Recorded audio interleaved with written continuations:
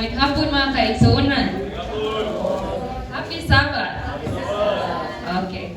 So, ako ay si Charis Karel Cabriana. Ako ang kanang anak ni Charlie Cabriana o ni Mary Jane Cabriana na sa una sa lagtang po nagsimba.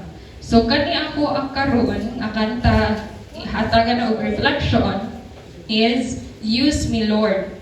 So, sa pagpaminaw na ko ani nga kanta nga Use Me Lord, isa ka linya ang nagstay sa kuha.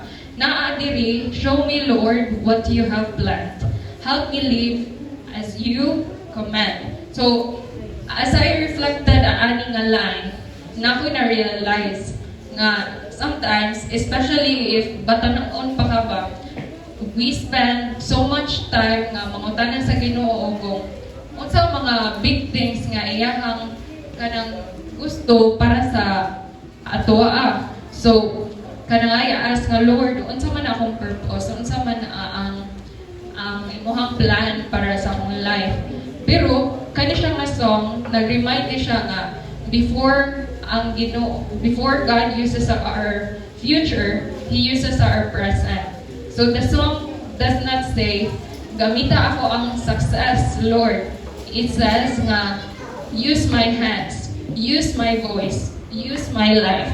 And I think kana importante na siya because many times nga ang tao kay or ako mag-focus sa results kanang I would want to know if ako nga efforts kay ga-work, if ang mga people kay maminaw, if ang lives kay ma-change, or if ang plans kay mo-succeed.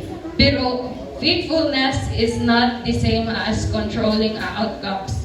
So, available to help, available to listen, available to serve. So, as I reflected sa kong own nga life, I realized nga ang pag-serve sa Ginoo kay it's often less dramatic than sa akong gi-imagine.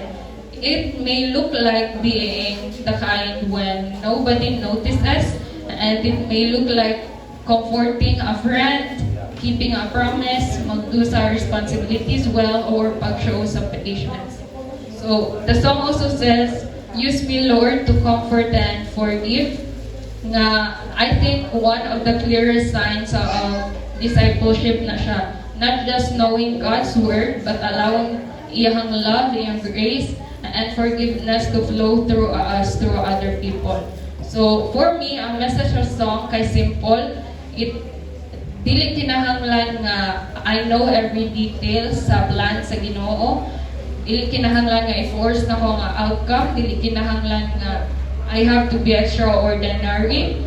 But I simply need to place my life in God's hands and say, Lord, whatever you have prepared for me, use me faithfully. Because kana nga life that is faithfully available to God can become a blessing to more people than we realize. O maalam to mga